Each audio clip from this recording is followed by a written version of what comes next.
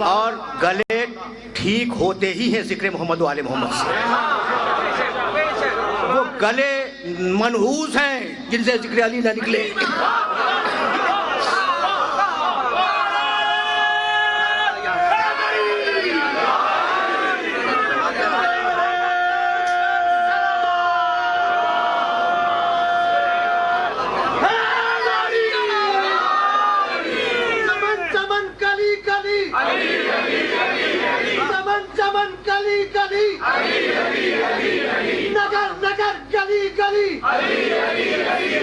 نگر نگر گلی گلی نعرہ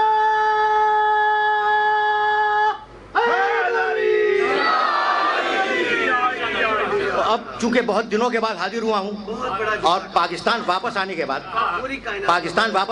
یہ پہلی تقریر کر رہا ہوں، تو اب توجہ رہے اس لیے کہ بڑے نامانوس موضوعات کی طرف لے جانا چاہ رہا ہوں. تو تبلیغ کے اسلام کی طرف دعوت دینے کے کل 3 طریقے ہیں، ٹھیک ہے نا. اس میں جنگ کی گنجائش نہیں ہے، جدال کی گنجائش نہیں ہے، اسلحے کی گنجائش نہیں ہے، جبکہ پوری توجہ رکھنا پوری متمدن دنیا کا اعتراض ہے، یورپ کا، امریکہ کا، کہ پیغمبر اسلام نے اسلام پھیلایا تلوار کے زور سے. سمجھ رہے ہو نا بات کو؟ یہ اعتراض کیا جاتا ہے کہ مسلمانوں کے نبی نے اسلام پھیلایا تلوار کے زور سے. اب میں اپنے محترم سننے والوں سے پوچھنا چاہ رہا ہوں کہ پہلی جنگ میرے نبی کی کون سی ہے جس میں تلوار اٹھی؟ پہلی جنگ نبی کی جس میں تلوار اٹھی وہ تھی جنگ بدر. اور یہ پہلی جنگ ہے، اس سے پہلے تلوار نہیں اٹھی. اور اس میں کتنے سپاہی گئے ہیں رسول کے ساتھ؟ 313. اور بتلاؤں جا کے تاریخوں میں دیکھنا میرے اس جملے کو کہ ان میں ایسے بھی تھے، وہ 313 میں ایسے سپاہی بھی تھے جن میں سے کسی کے پاس تلوار نہیں تھی، کسی کے پاس گھوڑا نہیں تھا. جس کے پاس تلوار نہیں تھی اس نے لکڑی اپنے ہاتھ میں لی ہوئی تھی، جنگ میں جا رہا ہے، لکڑی اس کے ہاتھ میں لڑنے کے لیے. اور جن کے پاس گھوڑا نہیں تھا وہ پیدل جا رہے تھے جنگ میں. تو اب ایک جملہ کہنے کی مجھے اجازت دیتے ہو؟ بڑا نازک مرحلہ ہے. اسلام کی پہلی جنگ، اور اس میں پہلی جنگ، اس سے پہلے رسول نے تلوار نہیں اٹھائی. اعتراض ہے نا کہ اسلام کو رسول نے تلوار کے زور سے پھیلایا.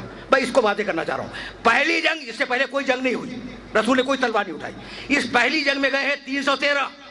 ٹھیک، میں یہ پوچھنا چاہ رہا ہوں کہ یہ 313 کس تلوار سے مسلمان ہوئے تھے؟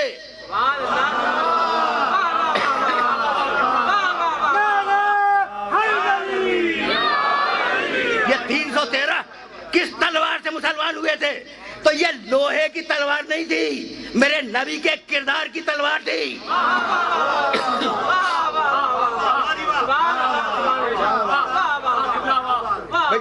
بھائی سنتے جاؤ، یہ گلا تو رواں ہو جائے گا، اس کی فکر نہیں ہے، لیکن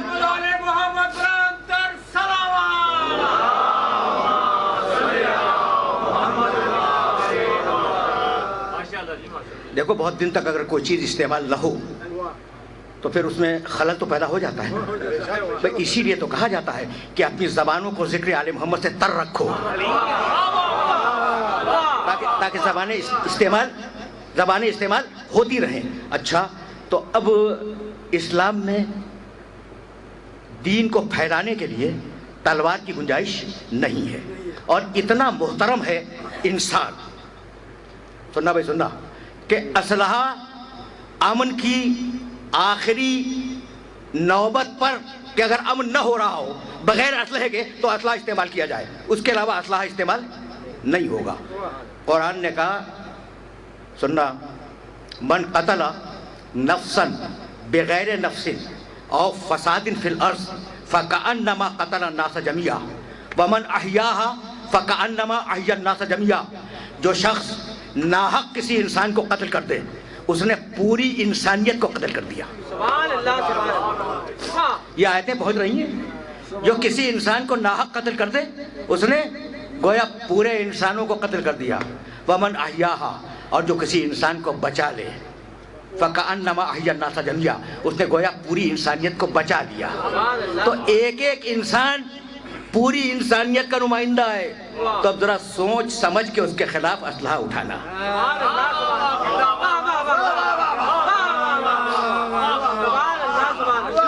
मेरे साथ यहाँ तक आ गए? अच्छा, तो अब आराम आराम से सुनते चलो, बहुत आराम से। और मैंने अर्ज किया ना कि जरा मैं रुख बदल के बात कर रहा हूँ। देखो, इंसान का एहतराम, और अगर ये एहतराम पहुँच गया तो मैं आगे बढ़ जाऊँगा यहीं से। कितना एहतराम है कि एक को तुमने कत्ल किया, पूरी इंसानियत को कत्ल कर दिया। एक को बचा लिया, पूरी इंसानियत को तुमने बचा लिया। ये है ना एहतराम? नहीं, मैं अजीब और गरीब जुमला कहने वाला हूँ। बच्चा माँ के शिकम में आया, ठीक, उसका एहतराम करो। अगर एहतराम वाजिब न होता तो हमल साकित करवाना हराम न होता।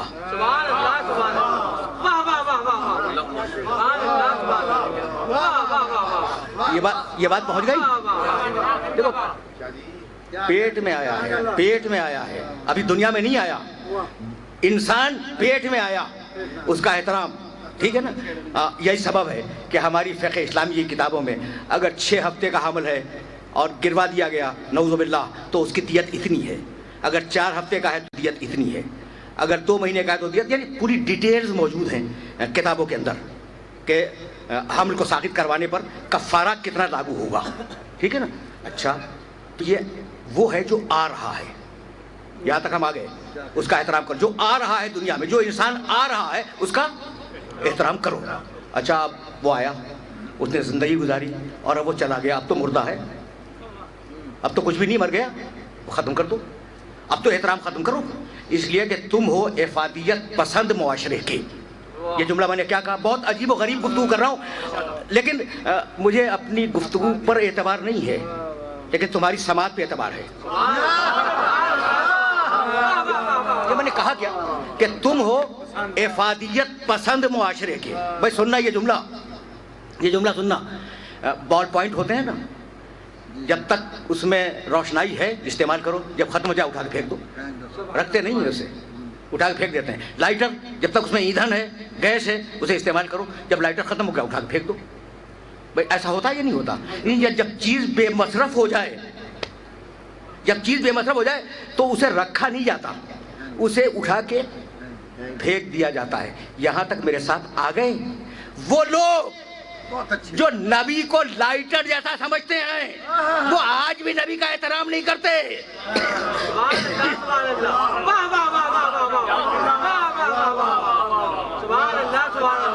समझ रहे हो ना बात को?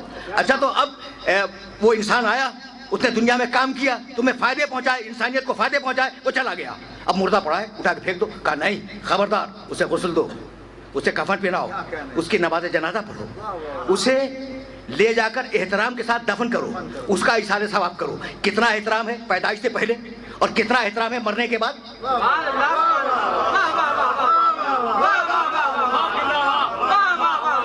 अजीब मरहले फिक्र है। कितना एहतराम है पैदाइश से पहले और कितना एहतराम है मरने के बाद। और दूसरी तरफ खूने इंसान की इतनी अर्दानी कि जिसे चाहा फना की घाट उतार दिया, जिसे चाहा मौत से हमकिनार कर दिया। तो ये दो नजरियात का टकराव है। भाई यही लगना था, तमहीद इस जुमले पे खत्म हो रही है। ये नजरियात का टकराव है। उसने कहा, उसने कि ये आदम है, इसे सजदा कर। याद है भाई? सबको याद है ना? देखो, बुजुर्ग तो जानते हैं, नौजवान दोस्तों के लिए एक और बच्चों के लिए एक मरतबा जुमला और दोहरा रहा हूँ। एक तरफ इतना एहतराम, ठीक, कि पैदाइश से पहले भी एहतराम, इंसान के मरने के बाद भी एहतराम, और एक तरफ इतनी बेएहतरामी कि जिसे चाहे मार दो। यही तो है ना, ये नजरिए का टकराव है। ऐसा क्यों है? ये क्यों अगर समझ में आ गया तो तुम्हें आज तशफ़ी हो जाएगी कि ये क्यों हो रहा है। अगर ये बात समझ में आ गई, परवरदिगार ने कहा आदम को सजदा कर, उसने कहा नहीं करूंगा, ये मिट्टी है, ये मिट्टी है। उसने कहा नहीं, इसमें मेरी रूह है। तो अब दो नजरिए हो गए, एक ये कि मिट्टी है, दूसरा ये कि रूह है। अब जो मिट्टी समझेगा वो कत्ल करेगा, जो रूह समझेगा वो एहतराम करेगा या नहीं? दुबई का तारीख नारा आपके सामने मैंने दुबई में लगाया था। تكبير الله أكبر نار رسالة يا رسول الله حيدري دم دم دم دم دم حار دم حار دم حسينيات زندہ باد حسينيات زندہ باد يزيديات مردہ باد يزيديات مردہ باد نار حيدري نار صلوات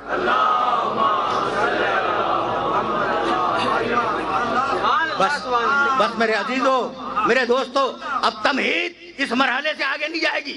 یہ ہے احترام انسانیت.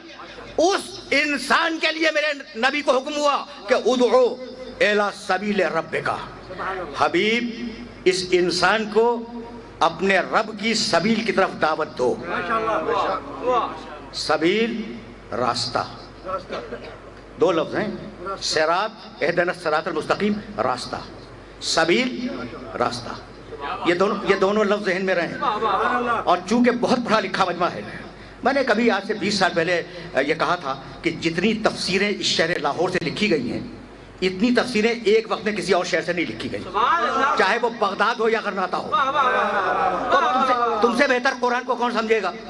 سبیل راستہ، صراط راستہ، ٹھیک ہے نا؟ اہدنا الصراط المستقیم سب کو معلوم ہے. وَأَنَّ هَذَا صِرَاطِي مُسْتَقِيمًا، یہ اللہ کہتا ہے یہ صراط، یہ میری صراط اور یہ میرا راستہ سیدھا ہے. وَأَنَّ هَذَا صِرَاطِي مُسْتَقِيمًا، یہ میرا راستہ اور یہ میری صراط سیدھی ہے. اور رسول کے لیے کہا، عجیب و غریب مرحلے فکر پہ تمہیں لے آیا ہوں. اور اس آیت کو اپنے ذہن میں رکھنا. سورہ یوسف 12واں سورہ قرآن کا، آیت کا ارشاد 108. قل، اور وہ آیت کی سورہ انعام کی. قل ھذہ سبیلی، رسول کہہ دو یہ میری سبیل ہے، یہ میرا راستہ ہے. سبحان اللہ سبحان اللہ. تو صراط ہے اللہ کی، سبیل ہے رسول کی.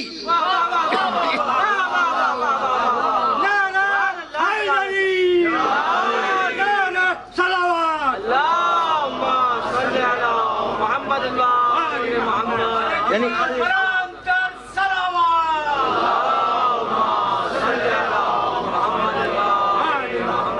یہاں تک تو میرے ساتھ آ گئے ہو نا کہ راستہ ایک ہی ہے. اللہ کی نسبت سے صراط کہلاتا ہے، محمد رسول اللہ کی نسبت سے سبیل کہلاتا ہے. یہاں تک ہم آ گئے. اچھا تو اب ہے کیا؟ تو ذرا 2-4 آیتیں سنتے جاؤ اور ان آیتوں کے حوالوں کو اپنے ذہن میں محفوظ رکھنا اور جانے کے بعد دیکھنا. سورہ نحل جس کی آیت میں نے سرنامہ کلام میں پڑھی، ادعو الی سبیل ربک، حبیب رب کی سبیل کی طرف لوگوں کو بلاؤ. تم بلاؤ، کوئی اور نہیں بلائے گا. یہاں تک آگے نا، رکے رہے نا. اسی سورہ کے شروع میں، یہ آخر کی آیت ہے، شروع میں کہا وعلی اللہ قصد السبیل، سبیل کی حفاظت ہم کریں گے، کوئی اور نہیں کرے گا.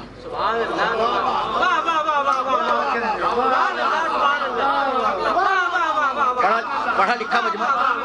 سبیل کی حفاظت ہم کریں گے، کوئی اور نہیں کرے گا. تو دعوت دیں گے رسول، حفاظت کرے گا اللہ. 2 باتیں طے ہو گئیں. اور اب وہ آیت جو ہر سننے والے کے ذہن میں پہلے سے، اِنَّا هَدَيْنَاهُ السَّبِيلَ اِمَّا شَاكِرًا وَإِمَّا كَفُورًا، سبیل کی طرف ہم نے خود ہدایت کی ہے. تو سبیل کی ہدایت اللہ کرتا ہے، سبیل کی حفاظت اللہ کرتا ہے، سبیل کی طرف دعوت رسول دیتا ہے. اب یہ کون بتلائے کہ یہ سبیل ہے کیا؟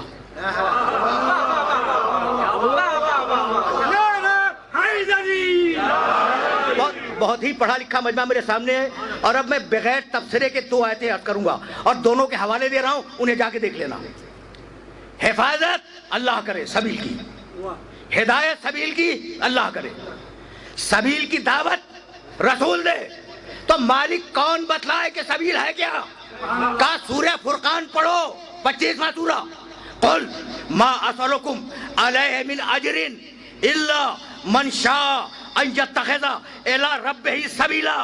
مجھے رسالت کی اجرت نہیں چاہیے، اگر دینی ہے تو سبیل کو تھام لو.